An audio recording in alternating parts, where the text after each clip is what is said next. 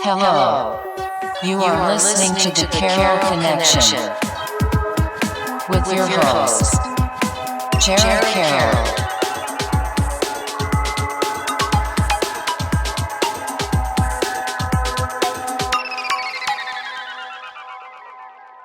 Hey everybody, welcome to the Carroll Connection. I am your host, Jared Carroll, here to bring you guys another great episode. Did want to take a chance to shout out last week's episode 152 with Renati Doshir.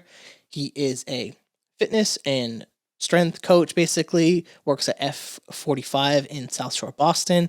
And we talked about his journey getting into that, as well as his journey through soccer, trying to play a little bit overseas, trying to play at college, just trying to make it somewhat pro, and kind of the ups and downs, injuries, and just kind of powering through that. And it was a great example of being resilient and pursuing something that you really enjoy. So if you want to check that episode out, go to thecarrollconnection.simplecast.com. Also available Apple Podcasts, Spotify, all the major listening platforms. If you like to watch your podcast, go on YouTube, search The Carroll Connection or at Jared M. Carroll. And if you want to be a guest or return as a guest, go on Instagram. Hit me up at Jared M. Carroll or at The Carroll Connection, and I'll set that up. Like I've said in previous episodes, booking till like late fall, a little bit looking towards the winter with obviously holiday season. I'm trying to get that stuff aligned. So if you want to be a guest, hit me up and just work with me on the schedule and we'll make that happen. So brings me to today's episode 153. Amanda Russo.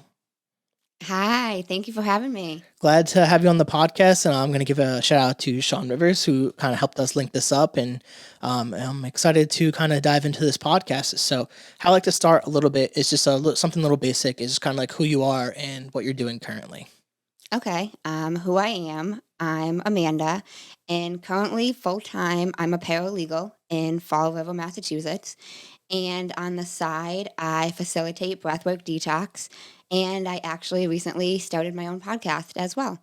Perfect. And we're going to dive into each of these facets, basically, specifically a lot of the breath work and the podcast, which obviously you guys know, if you guys listen to my podcast, I love talking to people who do podcasts. It's just podcasts about podcasts. We love that shit. So how I like to start, like I said, the very beginning of this podcast is talking about family dynamic, and I will go on my classic rant for the people who are new to this podcast about why we do family dynamic. Is basically always use this cliche. I don't care if it's corny. When we're talking about your life here, we're talking about flashing back towards like building a house, the foundation. The most crucial part is going through your family dynamic and like the relationships with your family, and kind of learning about that and building on top of that, so we have a great picture of your life story, basically. So obviously, whatever you're comfortable with, I'll allow you to kind of take the floor and go into that. Okay, so I was born and raised in a small town in Massachusetts called South Hadley, Massachusetts. It's near Six Flags, UMass Amherst for Landmark. Lived there my whole life up until I graduated from high school. Was in the same house. Then I graduated from high school. I moved to Rhode Island for college. Was in college at Roger Williams for 4 years. Stayed in Rhode Island after that about 3 more years. Then about a year and a half ago, I headed over to Dartmouth, Massachusetts, and I've been there since. A little bit about family dynamic per se. I was an only child for about first 12 years of my life. Then one of my cousins came and lived with me, so still technically an only child, but I felt like I had a 2-year-old sister, and I lost clothes like I had a 2-year-old sister as well. But I loved it. It was kind of the benefits of both, almost like having a sibling, but also the benefits of technically being an only child, because I would be that kid that would say, "Mom, she's technically not your kid." I hope she's not listening to this. But yeah, so growing up, it was my mom that lived with me and my grandparents, and I was raised by the 3 of them. Then I had my cousin Bryn with me, and yeah, I was there up until I turned 18 and went to college. Nice, that's perfect. And I was going to ask about the classic only child syndrome, but it sounds like having your cousin kind of being able to move in with you kind of like was able to kind of remedy that situation a little bit. A little bit of obviously you leaned into it still, kind of jokingly there, but like how was that dynamic for you? Kind of her was it a boy or girl? It was A a girl. girl. Sorry. Having her kind of move in with you guys and being basically an older sister, but also like still kind of trying to understand like the dynamic of like you're still like an only child a little bit, but how was that kind of being able to step into that role for most of your life? Obviously, not having siblings to kind of step into somewhat of a big sister role in the sense of too, like she's very young, so like you have that dynamic as well. So what was that like for you? It was interesting. Um, part, part of me didn't love it at first. I had mixed feelings because she was at a tough age when she first came to us. So she was 2. She was still in diapers. But she was interested in girl like things. Well, her cousin has makeup. She's gonna try the lip gloss. I'm like, oh gosh, please don't try the lip gloss. So I got the experience of as if I did have the sibling, which I loved at the same time because growing up from like year 1 to 11, I always wanted a sibling. Always, always, always, always wanted a sibling. And my mom used to say to me, some people would want to be an only child. You get more spoiled. You get more time with me. You get, like, I don't have to, even if I need a ride somewhere, there's nobody else that also needs a ride. So even small things. But I was like, no, I want someone to do stuff with. So I loved it. I did. Yeah, as someone who has 3 brothers, like there's definitely days where you're like, yeah, I wish I was the only child for sure. But it's like it's really the first chance you get of making friends, basically. Like your siblings are sometimes like the earliest best friends you get. Like whether for me and one of my brothers, we would literally just beat the shit out of each other. Like we just constantly just boys being boys. Like I'll never forget. We'd go to my cousins and we would start fighting, and he would literally just cry because him and his siblings didn't do that, and like we would just fight, like and like maybe like 15-20 minutes later, we're completely fine. It's just like something would be said or someone would do something to anger the other one, and it was on site. We just had to fight, and that it's so funny to think about because like now like I would literally like quote unquote kill for him. Like I would do anything for my brother, or if anyone even tried anything. It's just so funny that we kind of went through that experience, but in the end, like we have like a good relationship. But I think it's really important to always like hit on these dynamics to kind of see that and to go through the sibling relationships if there are any for the people that I talk to, and to see that the differences and how you grow up. Basically, it's always interesting to hear from different people's point of views. um, how was the experience with like your mother and your grandparents, having your grandparents basically live around you and be around you at such a young age and have them be crucial into your life? I could imagine that was, in hindsight, looking back on it, was probably really beneficial and really great. No, yeah, it was great. I loved it. It helped me become even closer with them, and I also got to even learn from them different past experiences, their upbringings, even more so because I was around them more than a lot of people are their grandparents. Because I lived with them up until my grandmother passed away and my grandfather's still alive. I was there up until I moved. So every day, and my mom worked a lot. So I spent a lot of time with my grandparents. That's really great. As and I was telling you, obviously, some of my uh, story with my grandfather on my episode and episode 2, and the meaning that that had behind that, and like the power of that. So to hear that you have a strong relationship with your grandparents, or were able to at least create that relationship at an early age, that's really great to hear, and I always love hearing that as we dive into things. As we begin to transition with your life story, talk to me a little bit about like kind of childhood. Did you do any sports or hobbies? Like how did you kind of like socialize with other kids and make friends that way?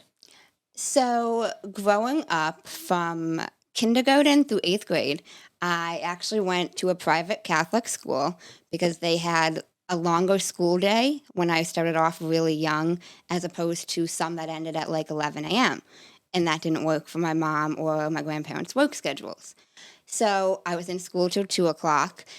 And I didn't dislike the school, but there wasn't a lot of activities. So, there was only basketball. for a sport. So I played basketball from third grade all the way through even a little bit in high school because you either played basketball or you didn't play a sport.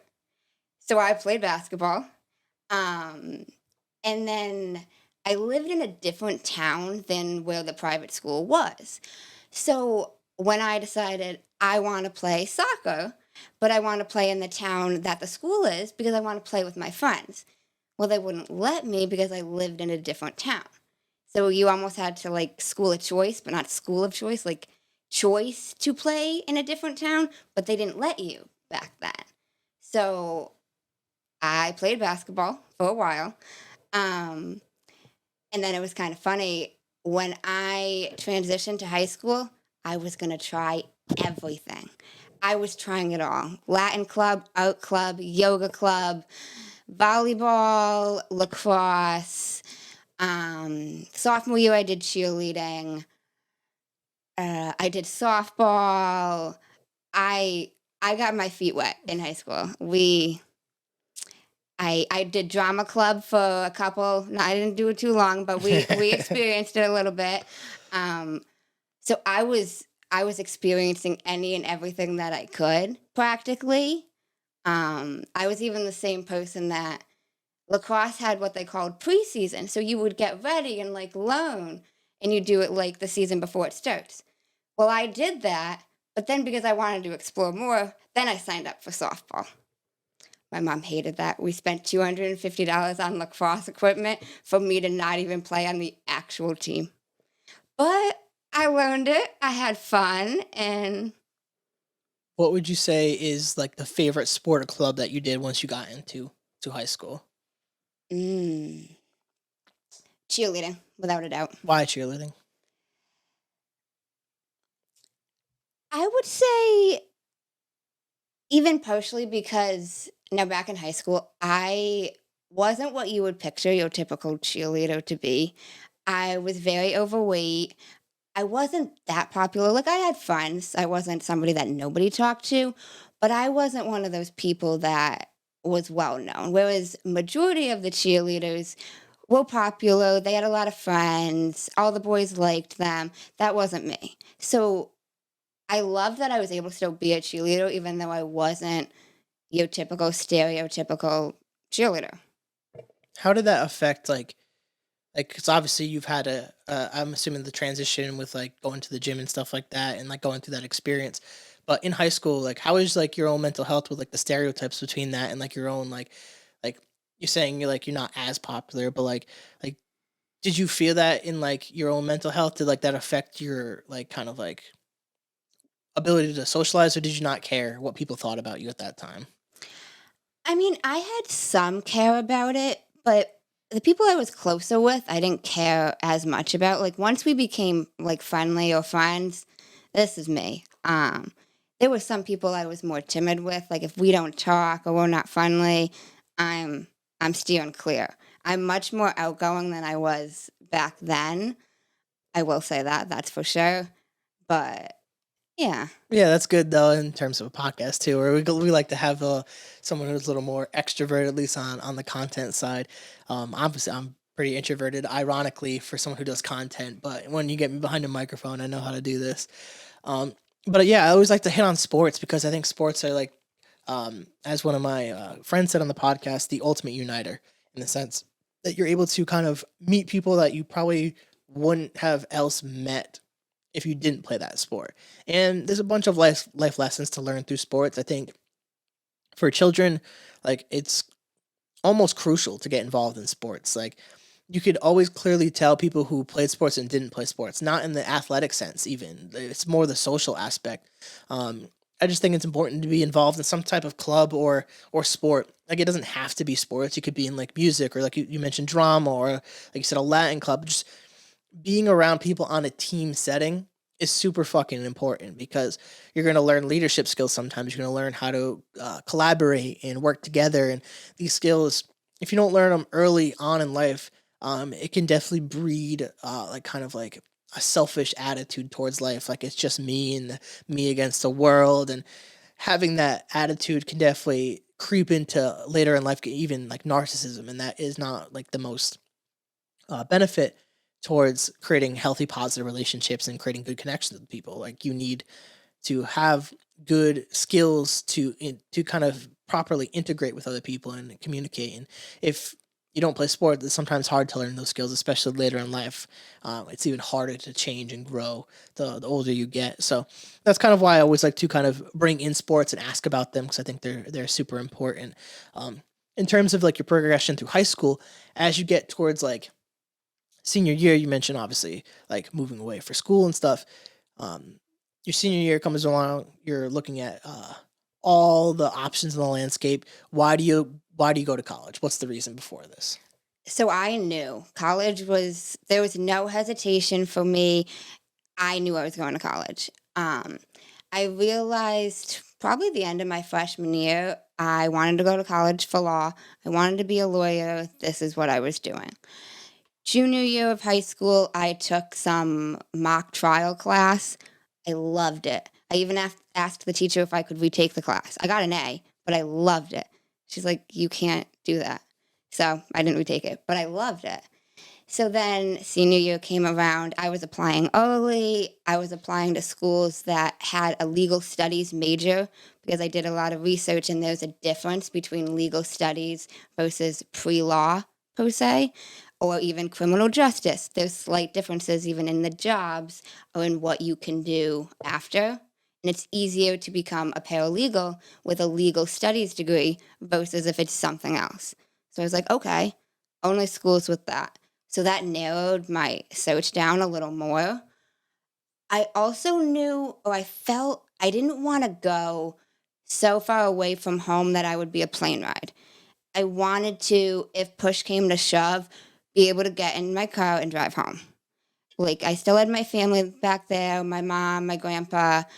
This was my first time leaving the house that I stayed in forever.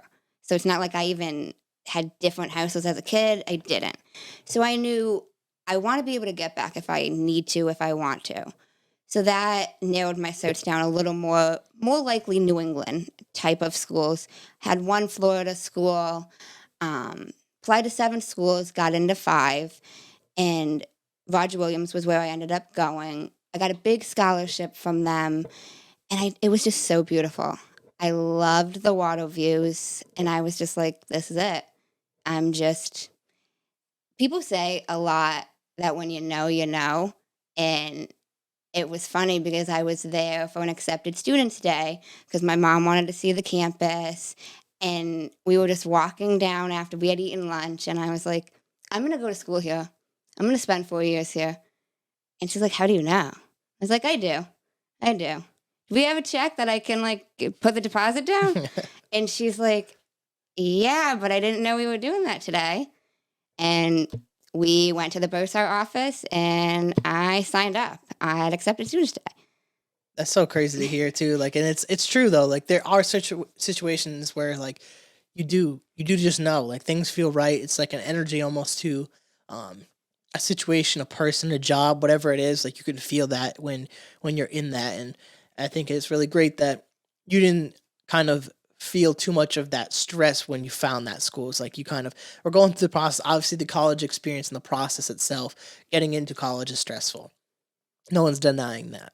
But kind of having that vision and almost knowing kind of what you want going into it put you at least at like a huge advantage, knowing like the career path almost.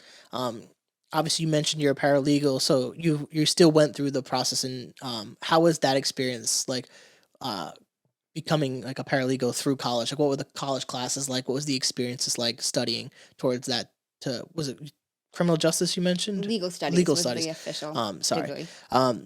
What was that program like, and did you enjoy it as much as you thought you were going to enjoy it? Really? Okay. So it was intense.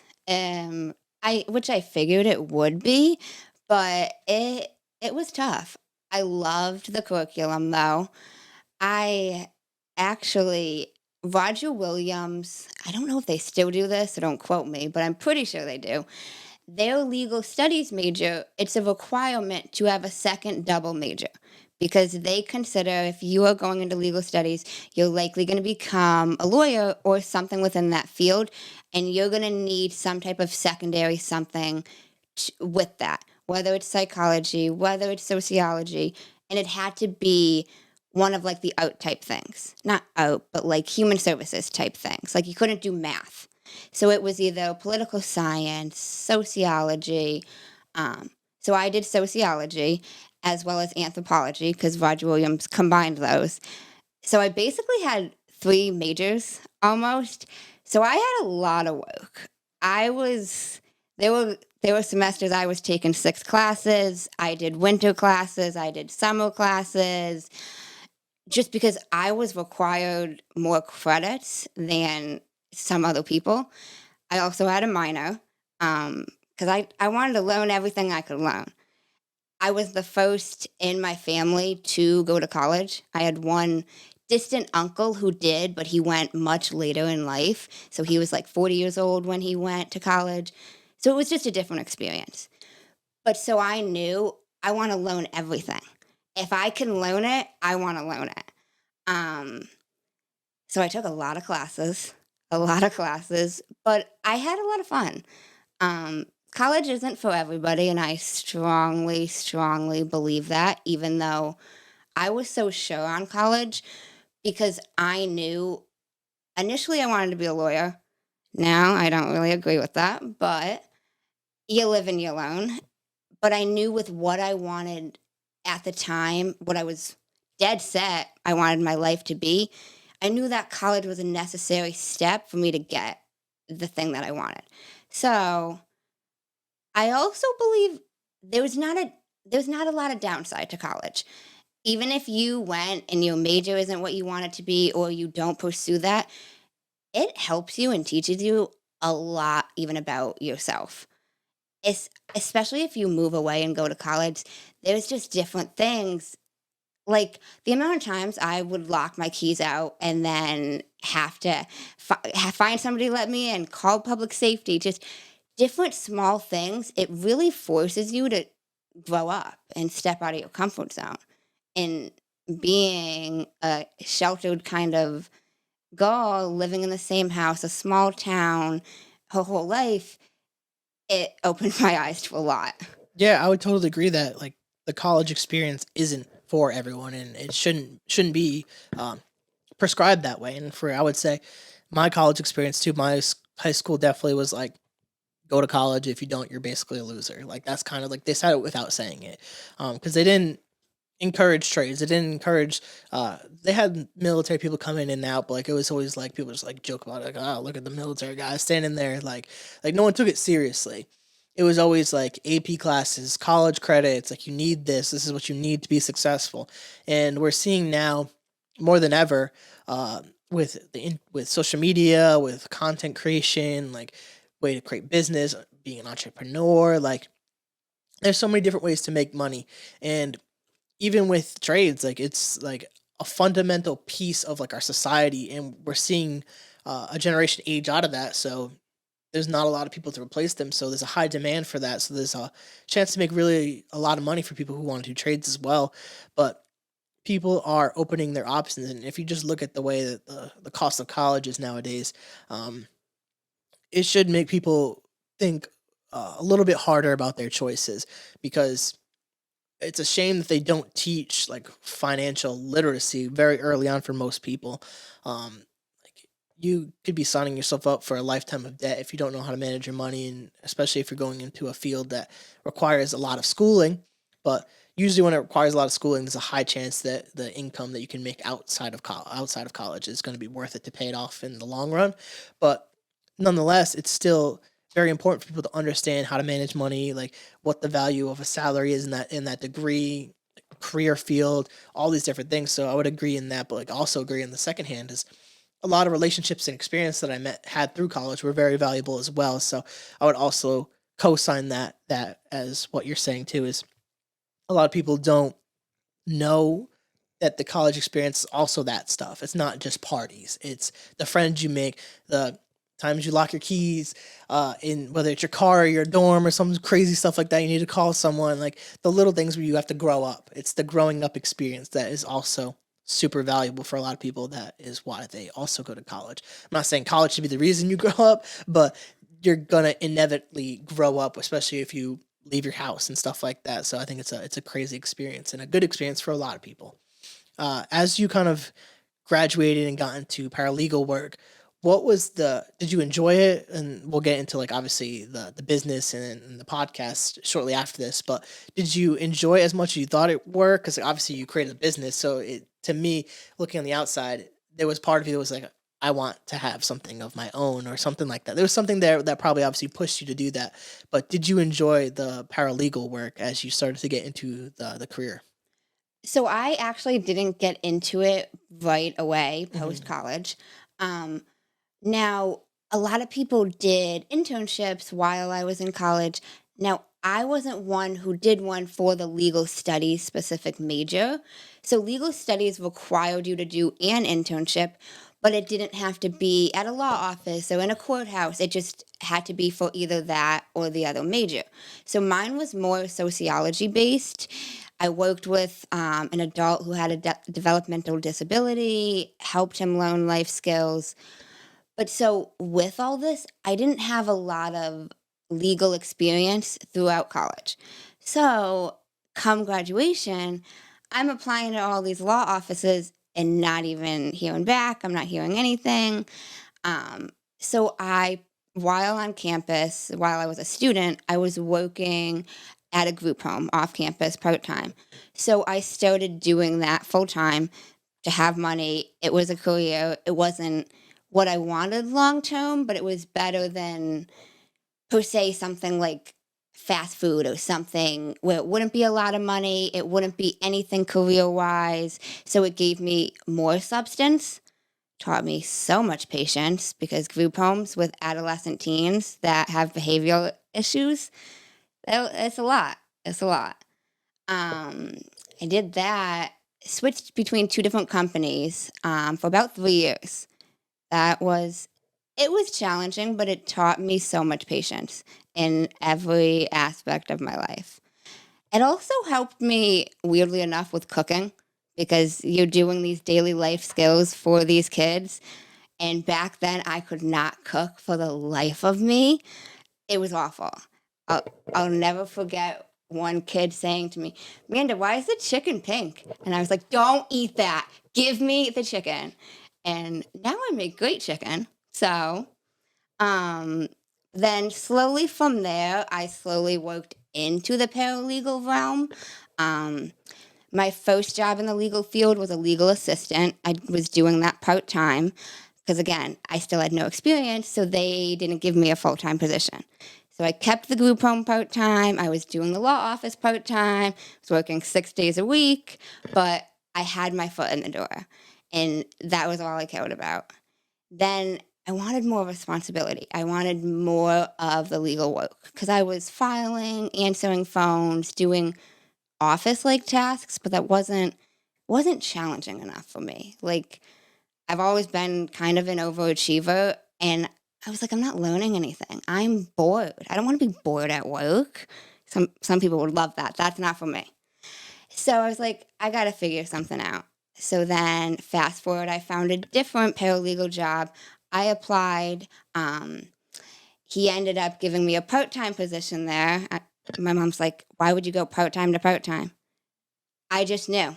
Again, like sometimes when you know, and I just knew. I was like, no, I'm taking this job. A week later, the woman who he had hired full time, he was like, she's not working out. He fired her on the spot and he asked me, he's like, so can you work full time? I was like, yeah, like starting when? Like, I don't know, like today. And then I was there for a year and a half and it taught me so much about being a paralegal. It was family law primarily, and that was the exact type of law that I knew I wanted to get into just based on experiences that had happened within my childhood. I wanted to be able to help kids going through things, families going through divorce, because it's such a common thing that people experience, whether it's child custody, whether it's support, and it's a hard thing to deal with. And I just wanted to be able to work within that and try to help somebody in that type of field. And I loved it. Loved it. Then the boss I worked for wasn't the best. Just different things he would say, wasn't the kindest. So I kind of just knew intuitively that it was time to go. I kind of spur of the moment quit that job with no new job and then was out of work for 5 weeks. And I found an even better paralegal position at Patello Law Group, which is where I'm at now in Fall River, and I love it. They do family law as well. They do personal injury, bankruptcy, immigration. We do literally everything, and I'm learning so much, and it's great. It's it's also kind of ironic because in college, I had it in my head, oh, I would never want to be a paralegal. I don't want to work and do all the attorney's dirty work, blah, blah, blah. And then I started working closely with attorneys, and a lot of them hate their jobs. A lot of them don't look forward to their everyday. And I was like, I don't want that. Now, I'm sure there are some attorneys who do, but I had worked specifically with 5 attorneys in the span of 3 years that told me they don't look forward to work. They don't enjoy it. They can't wait till they leave. Different things. One attorney who has a nip one day and he's telling me this is how he enjoys his work. I'm like, okay, can't relate, but okay. And I was like, I don't know that I want that. Granted, maybe I would enjoy it, but I might not. And there's a lot of lack of separation between work and home that I've noticed. And I want to live my life. You know, my mom being a single mom worked a lot growing up. I do want to work and I am an overachiever and I'm kind of a workaholic, but life kind of went full circle for me. And I realized like, I want to experience it too. Yes, I want to be this boss babe, but yes, I want to remember my life. I want to remember experiences with my loved ones. And if I'm fortunate enough to have kids, I don't want them to think, yeah, my mom missed this, my mom missed that. Like, she did a great job, absolutely. But still to this day, I think, damn, hope it's okay that it's 4. I wish mom was at X, so I wish mom and I did Y.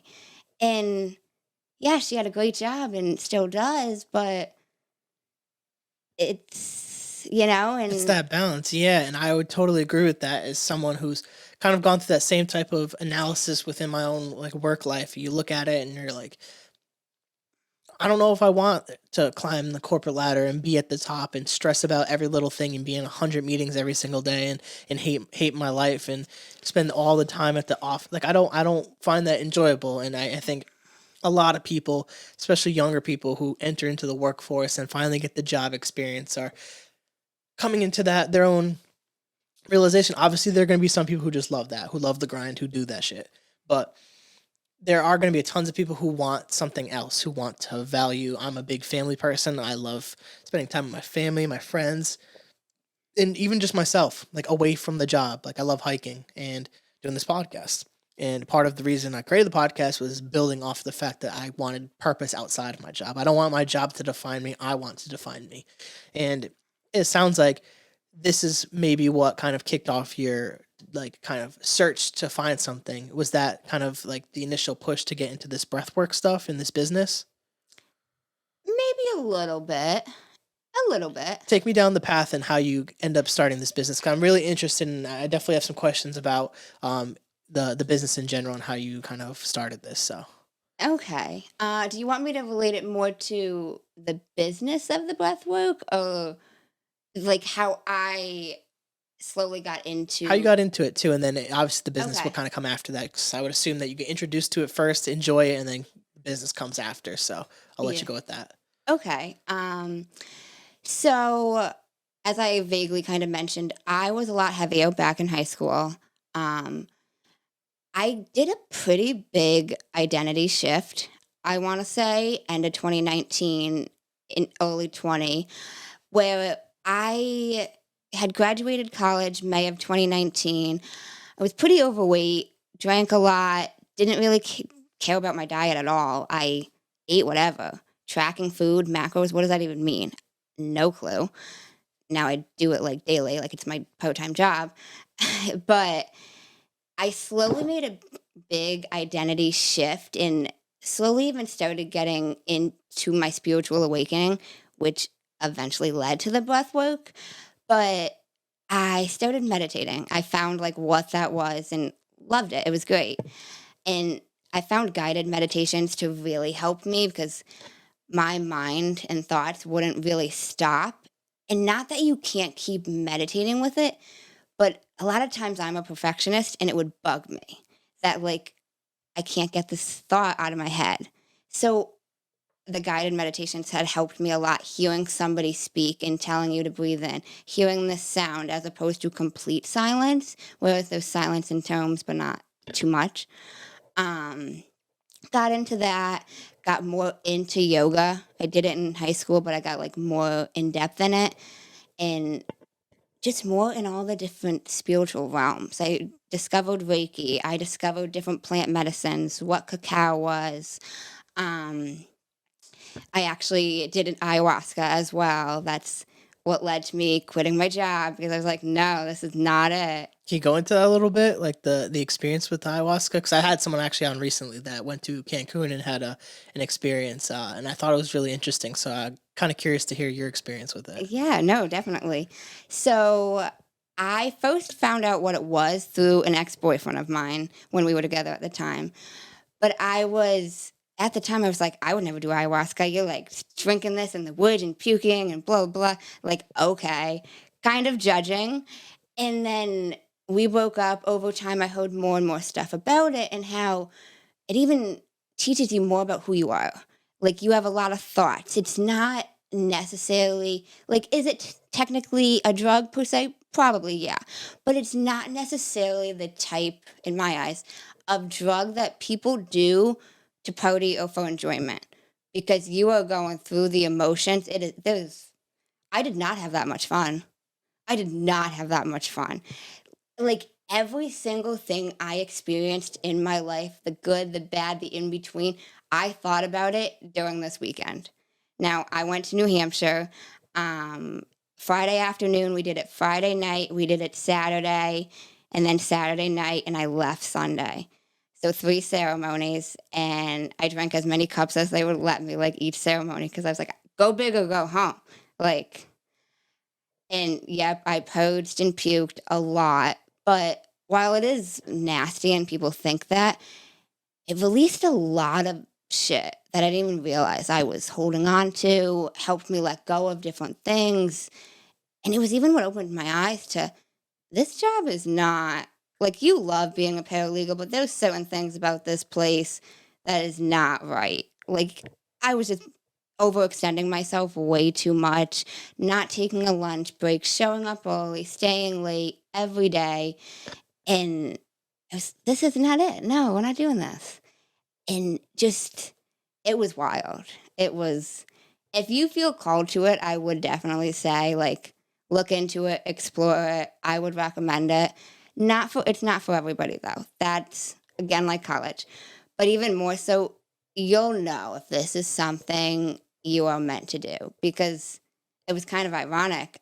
I was giving my ex a hard time about tripping on ayahuasca in the woods. And then a year and a half later, we're broken up. And I went to the same place to go trip in the woods on ayahuasca. But through experiences and through different things, you realize what you're meant to do or what you're called to do. And universe, God, whatever you want to call it, will show you and will tell you, like, you should do this. And because it was kind of funny even how timing worked out, because the job I was at the time, I got no vacation time, no paid time, no sick time. Now he would take 2 vacations every year. Well, this one year he decided he was going to give me one of them. Well, there happened to be that weekend that this ayahuasca ceremony was happening, and I was like, I'm going to New Hampshire. I'm doing ayahuasca. I don't even really know what it is, but we'll see what happens. And It's such a crazy thing, and I've heard a lot about it through just different podcasts, and even like celebrities now are talking about it more and more. I think one of the more famous ones is Aaron Rodgers, the football player, formerly Green Bay Packers, now New York Jets. Talked about he took it, and then the next year he had an MVP season. Like it's something that's really, and he was labeled as arrogant, and he's kind of out there, but like he talked about how it was really humbling and like things like that, and really just made him focus on enjoying the game and having fun with it. And I think not enough people um, go through that experience or have that experience similar to that. And I knew there was something there that made you have that mind shift change, and I'm glad I dug a little bit because like I think more people should hear about ayahuasca. It's something that I think eventually I might want to kick the can on. It's something I've thought about, or people talked about DMT and stuff like that. But ayahuasca is the more pure form of that, and I've always been supportive of alternative medicines. And I think obviously for people who listen, do your research on it, understand your own mental health things, because anything related to um, some form of psychedelic, basically, if you have mental health issues, obviously it could trigger different breaks and stuff like that. Same thing with eating edibles. Some people have breaks with that, so understand that. But there is a lot of benefits to this medicine. And I call it medicine, not drug, because I think a lot of people will have that misconception of ayahuasca, and even if you want to get into mushrooms as well, in the right setting with the right people, with the right shamans, in the right ceremonies, can be done properly, and it can be very, very healing. And whether it's a good trip or a bad trip, it's still a good trip because you're, like you said, you're releasing. That's part of, from my understanding, is the vomiting is releasing, and it's beneficial to a lot of stuff. You're holding on to a lot of negative things subconsciously that we don't realize, and to go through that and release that is super beneficial. So it's really great to hear that you had a positive experience. Obviously, at the time, probably not so positive, but in the end, it is a positive experience because you're able to learn and heal from that. So building off that, is that kind of where things you started to get more into the breath work after that experience as well? You continue to build with that. Is that what led to more of the dive into it? A little bit, a little bit. Um, I was so like, now what? Post ayahuasca. That was a big thing for me. I was like, what do I do now? Because there was so many changes I wanted to happen, so much. I didn't know what was next, but I knew I felt like a whole different person. Um, and even when I was there, they talked a lot about, because you hear so many people say a good trip or a bad trip. I don't want to do this because I don't want a bad trip. Somebody there mentioned to me, and this really resonated with me. The only thing that makes something a bad trip is you experience or you feel or you hear something that's hard and you're not ready for, because that's what's coming up. Like there was a lot of emotions that came up for me. I journaled more than I've ever journaled in my life in that weekend. I filled a whole notebook. So, um breathwork slowly came in post that. I had done some type of breathwork session a while at the ayahuasca retreat. I don't even remember the type that it was, but I enjoyed it. Wasn't something that I was like, this is it. I didn't know definitively. So that was July of 22. Then went back to the job that I knew was not the job for me. Fast forward to that December, January, I don't remember exactly which month. I gave a long notice because I thought that would help me get myself on my feet, a 2-month notice. It did not. I was still unemployed for 5 weeks. And it was during that unemployment that a friend of mine who I had done yoga classes with and different wellness healing type of stuff like that with was now teaching something called breathwork detox. And she's like, if you love yoga girl, you've got to try this. I'm like, yeah, I'll try it. She'd been reaching out to me for probably 3 months about trying this. Don't worry. Well, she was then teaching it once a week, still never went. Then she had a pay what you can type session. And in my head, I'm unemployed. This is perfect. I can save a little bit of money. Let's do it. So I go. It was actually the anniversary of my grandma's passing, the night of it, and I loved it. It literally changed my life in one session. And I even said to her after, I was like, "Yo, how is this possible? Like, I've tripped on ayahuasca, I've done mushrooms, I've done Reiki, yoga, you name it, we've done it. Life coaching, therapy, you name it, I've experienced it. How do I feel this way from breathing? It's legal, I can do it anywhere, it's simple. Like, how do I feel this way?" And she's like, "I know, it's super powerful, blah, blah, blah." I'm like, blown away. So I go back the following week. I pay full price because it's not pay what you can anymore. And I was like, dude, this has changed my life. Like, I need to tell people. I don't even know what I need to tell people, but I need to tell people this. And she's like, "You should get certified." I was like, "Certified in what?" And she's like, "In breathwork detox." No, I didn't even know this thing. And I was like, "Oh, like you can do that." She's like, "Yeah." She gives me this contact info. I'm like, "Okay, I'll send an email." I send an email to this manager who's going to set up a Zoom call with me to discuss it. No big thing. I'm not thinking anything of it. So we meet on a call and I'm describing this to her and she's done it, whatever. And she's like, "Wow, it seems like you're really into this, whatever." Well, the founder of Breathwork Detox, Curtis Lee Thomas, shout out if he's watching this, um, actually hopped on. I did not realize he was on the call, but he made a comment to me that honestly really stuck with me. And he was like, "Manda, if you feel this passionate about breathwork detox and you've only done 2 sessions, and neither were even with me, like as the founder, not being biased, but only done 2 sessions and you can talk about it like this, you need to teach this." And I was like, "You're right. I do need to teach this." And I put a deposit down for the teacher training and I made it work, even though it wasn't the easiest at first because I was unemployed. So you tell your mom you're spending $800 to go breathe in Utah when you have no income, and she thinks you're a little nuts, but it worked out really, really well. Yeah, how has it been since that? Like, now that you got certified, and like, what's teaching like? How does it benefit your life? Do you feel better being able to teach people? Like, what's the experience been like since becoming certified? Okay, so since becoming certified, taught me a lot, even the actual certification. But the actual breath work itself has helped me so much. They actually kind of describe it as meditation on steroids. And it's even better and more helpful for those types of people who struggle with meditation, which is one of the things I loved the most. Now, this type of breath work is not done in your typical way. So you're laying down on your back, you have your eyes closed, usually an eye mask over your eyes if you've got one, and you have your mouth open the whole time. So it's 2 breaths in and then 1 breath out. It's diaphragmatic breathing. And it releases a lot of tension, a lot of stress, and it also even helps tap into your subconscious. So a lot of people notice a change in their daily habits, habits they're trying to get rid of, or even habits they're trying to increase. They're able to do it more. And it's helped me so much that I was like, if I could help one person with this, I would love that.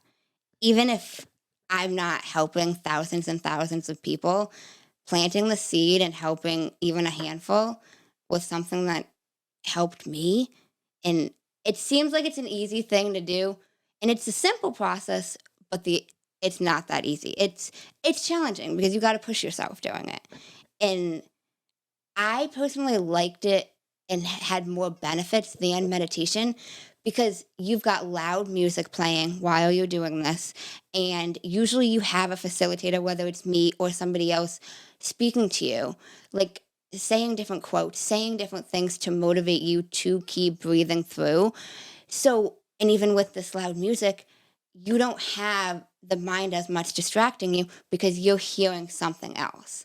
So, It's great to hear you talk about this because you can clearly tell that you're passionate about it, like immediately. And like, this is what I always tell people is like, the first half of the podcast, we're really building towards this. Like, we go through your life stuff to hear, and this is like people, the average listener might not pick up on this, but as someone who's done these podcasts several times, is I'm having you describe all these different things to lead up to show you where someone's passionate about something.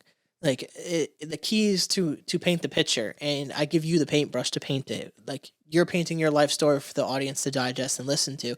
And as you're speaking about breath work, this is where you see it. You're trying to help people. Something that helped you, you're trying to give back to others. And that is, like, to me, the ultimate sign of something that you're passionate about and you're trying to help people. And I think that's ultimately the best thing that you can do, is offer the opportunity to teach someone something that helped you. And part of the reason for me for this podcast is giving a platform for people like yourself to come on and talk about stuff that they love, because it's kind of cultivating like this network of great people that I've interviewed, and their small network of people, whether people hang around and listen to different episodes of my podcast, they get to listen to, like last week talking about with Renati about fitness and stuff, and this week we get to talk to you about breath work and stuff like that. It's just so amazing to me, and for any listener to check out different episodes to this, because like something that you talk about could relate specifically to an episode that I had back like a couple years ago. Like I've had people talk about breath work and meditation and stuff like that. And Mhm. to hear the stuff that you do, it sounds just like so powerful and so amazing, to be honest, to have that like transformative like experience, and to all build on top of each other, to go to school, to get into like legal work after struggling to get your foot into the door, to have tough experiences as a paralegal, to kind of like go through like your relationship and kind of be like, I don't need that stuff, and then to give it a try eventually after the fact and be like, wow, this is actually pretty life changing, and then to make changes in your life. That's impressive. Most people can't, like we were talking about earlier, nothing changes if nothing changes, and you were willing to make change to change the course of your life, and I think that's like some of the most inspirational things that you could speak of. um we're getting towards like the back end of the podcast, but so I want to get this part in. How did you form the podcast? Where did this piece come into play into your life? It, ironically enough, actually ties in to the breath work because, shout out to Curtis again, I am a big talker, as you can tell on the podcast. We love that. I could go all day. Um, but in teacher training, it was a group setting, about 16 of us. I've raised my hand all the time. I was always talking. I always had a question, a comment, or something to say. And he actually made the comment to me, and he was like, Amanda, you should start a podcast. I was like, you're right, I should. And he was like, I'll be a guest on it. I was like, I'm going to hold you to it. And when I do, I'll let you know. And here I am. How is the creation of the podcast been going so far? Because I know you kind of recently started over the last several weeks. Like how has it been? What's the learning curve been like for you, kind of getting into this? Because obviously for me, I always find it interesting to hear from another podcaster's perspective, like how things have been early on. Obviously, I'm looking back kind of like in the past to see like how I started to seeing how you started. It always kind of like brings up those emotions of like the difficulties, the hurdles that you have to overcome. But you're very good at speaking, so I can imagine it was kind of somewhat of an easy transition to get into podcasting. So, what was the curve like for learning some of this stuff? So the curve was more so in learning the tech stuff as opposed to the speaking because I really could speak all day long. Um, but my friend Sean, as we got connected through, helped me a lot with the tech piece, figure it all out, and it's been going well. And I'm learning more and more as I go. I've added music to the intro, which wasn't in the first episode, so it's little things, and it's going great. I love it. Yeah, like I said to you, like kind of off podcast, is like every piece of the stuff that's been here today with us was added year by year, slowly, and um, that's always my advice for anyone who's pursuing, especially podcasting, because that's where I could probably give best advice. Is like you don't have to just dump a bunch of money into equipment, dump a bunch of money into production, and just have the best stuff. Like, yeah, sure, it helps, but having an idea of where you want to go and being willing to like learn through the struggles of podcasting, because there are going to be episodes that you really love and episodes you don't love, but continuing to just post them, get them out there, work that conversation muscle and work that social media muscle. How has that been? The social media aspect of posting. Like for me, that was always like a difficult thing at first, was trying to figure out how do I overcome like posting on social media? Did you have that fear at all with sharing anything? Not really. I just, if you're interested in watching it, watch it. And I know that based on my mindset and perspective and different things that have happened to me, and honestly to everybody in the world, everyone has something useful to share. If people want on my social media want to hear it, great. If they don't, that's okay too. And that's why I started it, because I've learned and shifted my perspective a lot in a short period of time, because I'm only 27 as well. And I just want to be able to help other people do that as well, and interview people, and by speaking to them, help people do that by hearing the interview. That's really great to hear. And that's the similar mindset to what I have and what I believe is like most people should start a podcast. Like, fuck it, who cares? Like, if you have the resources, you have the funds, you have the drive and interest in it, like, people joke about, oh, we should start a podcast. Like, do it. Who cares? Like, I think it's better than going to like bars and drinking and wasting your life away or doing something at a pointless job that you don't like. Like, if you want to try something different, do it. I mean, I'm really stuck on this quote, nothing changes or nothing changes, but it's like you really have to be the driving action force in your life to initiate some change. And what we've heard today is you going through the motions and figuring out, I need to change. I want better for my life. I want to help people because something that I found helpful for me worked. And I want to share that with people. And I think that's like the greatest gift that you could offer people is something that you learned and offer that to others. And I think that's selfless and really great. And I think this podcast has been absolutely amazing. I do have one more question for you. Um, is there anything that you haven't said that you want to say before I get to that last question? You don't have to have anything. I just want to like at least offer that. No, I appreciate that. Just if you guys are interested in checking out Mando's mindset, I would recommend it. I do have some similar type of communicating and conversations like you do, and I think your guests and listeners would like it. Perfect. And now, obviously, I'll tag you and everything on social media as well. So, Amanda, my last question for you is what would your advice be to someone who wants to pursue their passion? Just start small, and not to try to change and do every single thing at once. So many people get it in their head that they're going to be this whole new person tomorrow. And then when it doesn't work out, they're disappointed, they're upset, they get depressed, and they're down on themselves, but it's unrealistic. Even my weight loss, for example, not necessarily a passion per se, but something I knew I wanted to change.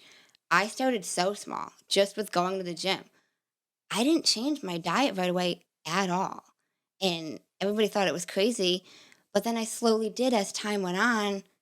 And now look at me. Now I'm tracking macros, I'm counting, I've got a regular training routine, and I've lost, it's like 80 pounds, I believe, total. So, whereas some trainers were like, you have to start tracking protein. And I'm like, not today. And it worked. So, start somewhere, regardless of where that somewhere is, take a step and go for it. Perfect. I think that's really great advice. And that's similar advice to what I would give is just got to start, but start small. Like you don't have to swing for the fences on the first time. Sometimes all you need to get is a single, steal a base, you're on second, and you're halfway there. And then who knows what happens after that. But Amanda, I appreciate you for coming on this podcast. It's been really great talking to you and getting to know you. And I will plug everything on social media. So again, appreciate you and thank you for doing this. Thank you for having me. I appreciate it as well. Of course. So for you guys, if you guys like the podcast, please rate, review, subscribe, share it with your friends, share it with your family, share it with your grandma. You can check it out at thecarrollconnection.simplecast.com. Also Apple Podcasts, Spotify, and all the major listening platforms. If you want to watch the podcast, go on YouTube, search The Carroll Connection or at Jared M. Carroll. It should come up right for you. And if you want to be a guest or return as a guest, go on Instagram at Jared M. Carroll or at The Carroll Connection. Hit me up and we'll set that up. So until next time, guys, peace.